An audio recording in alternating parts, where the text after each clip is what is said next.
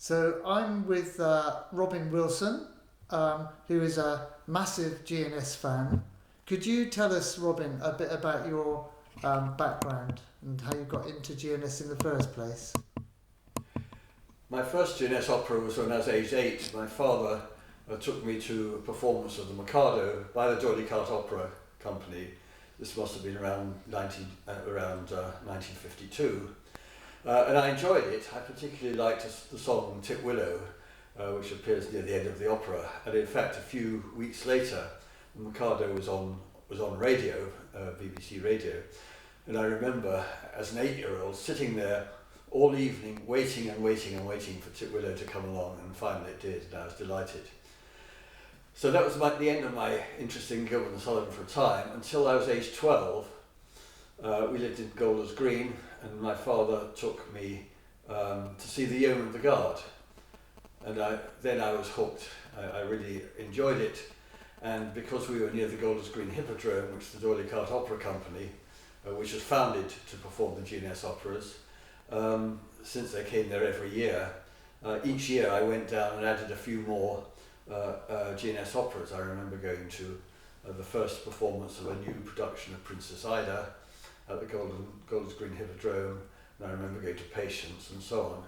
So as the 1950s went on, I went to more and more productions, and in fact the biggest season for me was a big 3-month season in London at the Prince's Theatre, and I went to no fewer than 14 D'Oyly Carte performances in that season. Wow.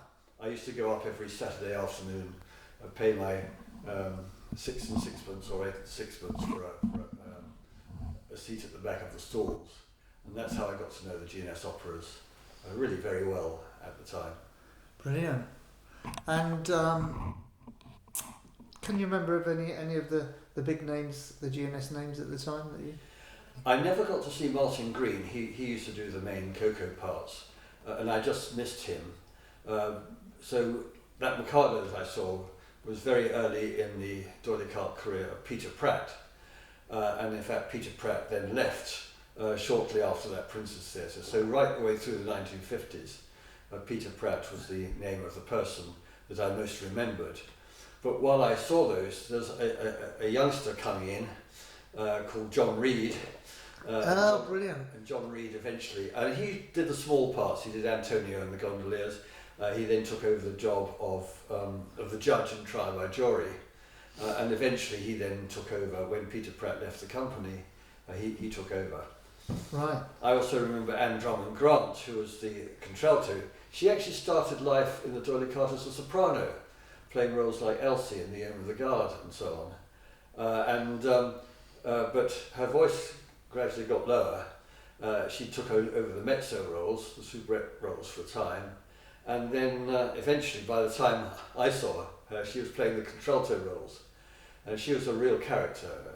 And she was married to Isidore Godfrey, who was the conductor of the D'Oyly Carte Orchestra for no less than 40 years. Fantastic.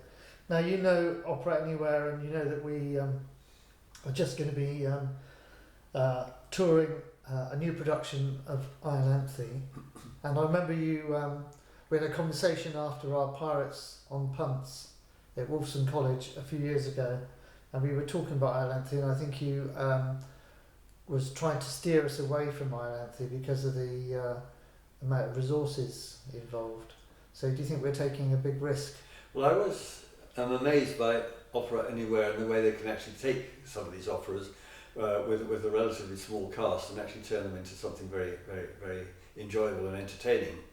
I think the last show of yours that I saw was on Punts at Wolfson College. There's a performance of HMS Pinafore, and I remember seeing Captain Corcoran making his first entrance on a punt, which seemed completely bizarre, but it worked very, very well, and I thoroughly enjoyed that. Yeah. So there are some that obviously lend themselves more than others, but you've certainly managed to take over several of them. You've been doing the Mikado, for example. I haven't seen your Patience yet, although I'd like to sometime, and that's a good one to do. And I think Iolanthe is certainly a challenge because, of course, it has two choruses. You have the chorus of fairies, for example, and you have the chorus of peers with their grand entrance. The entry of the peers is one of the great male choruses in the whole of GNS.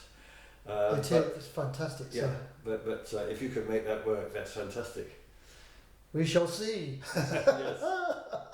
The jury will be out. So on one of the performances that we've got lined up in this wonderful venue in Torrington, it's an amphitheatre in the woods, and the acoustics are amazing.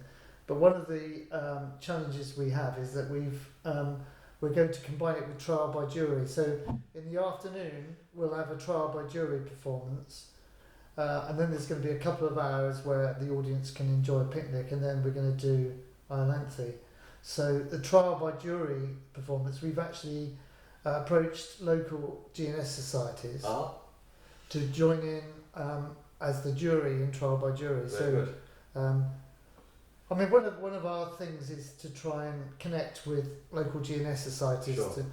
that perhaps not have had too many opportunities recently. Well, trial by jury is a masterpiece.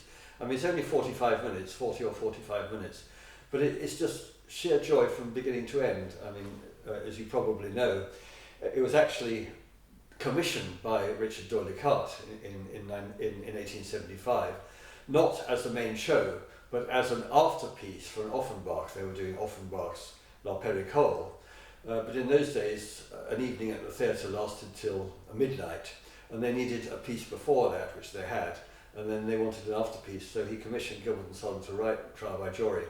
And very, very quickly it became the main show. People came to see Trial by Jury and not the Offenbach. Iolanthe is a great show because it's one of the very best musically. Right. It's one of the relatively few where Sullivan actually wrote his own overture. That was often done by some of his conductors or assistants. But I mean, musically, it is one of the very best. And it's interesting that bits of it, you hear slight parodies, or you get the feeling that he's modelling something on Wagner. You know, the I, Willa, Halla, Willa, Lou, that is sort of pure Wagner. And Sullivan, having edited for publishers something like 25 different operas, I mean, and producing piano scores for them, he knew his operas inside out. In fact, Sullivan even described the Master Singers as the greatest comic opera ever written. And so he really knew, and so quite a lot of his operas have parodies. Trial by Jury has a parody of a sextet from Donizetti, for example. And so he knew how to imitate. Princess Ida has a skit on Handel and so on. And as I say, Iolanthe has this you get the feeling there's a bit of Wagner in the background. Fantastic, yeah. Sullivan was a wonderful orchestrator. Yeah. He could play. His father was a bandmaster at Sandhurst, and he could. By the time he was 12, he could play all the instruments in the band, and that's really why he's such a brilliant orchestrator. And I think that's only now being realised. I think right. The Sir Arthur Sullivan Society has done a lot to present some of his lesser known works, and one realises what a wonderful composer, how varied. I mean, who else has written 500 songs that are still regularly performed today? And even his grand opera, Ivanhoe, it's always described as a failure, but in fact it had 155 performances in its first run. Can you think of any other opera that had that? So he was really the most important composer of the day. Not only did he write the best known ballad of the century, The Lost Chord, he also wrote many hymns that we know, like On the Christian Soldiers and so on. But he wrote lots and lots of songs, combining his serious music with his comic operas. Right, cool. So when we first met, it was in Oxford Operatic in I think it must have been in the late 90s when we were doing a Mikado, maybe. Right.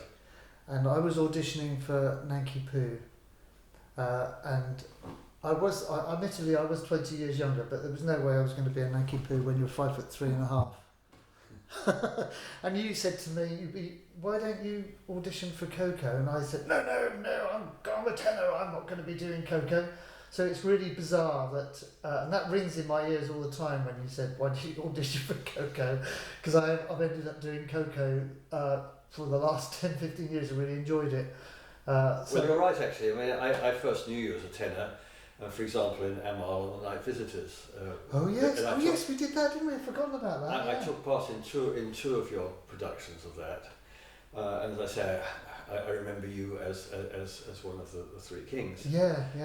But now I tend to associate you with the Coco roles. It is a bit of a struggle down that end of the vocal range with me. Actually, I do find just a bit low, but I've enjoyed it so much. It's a great role, and I just don't think when we looked at Iolanthe, the amount of patter in the Chancellor was extraordinary. Yeah, well, the Nightmare song is one of the great classics.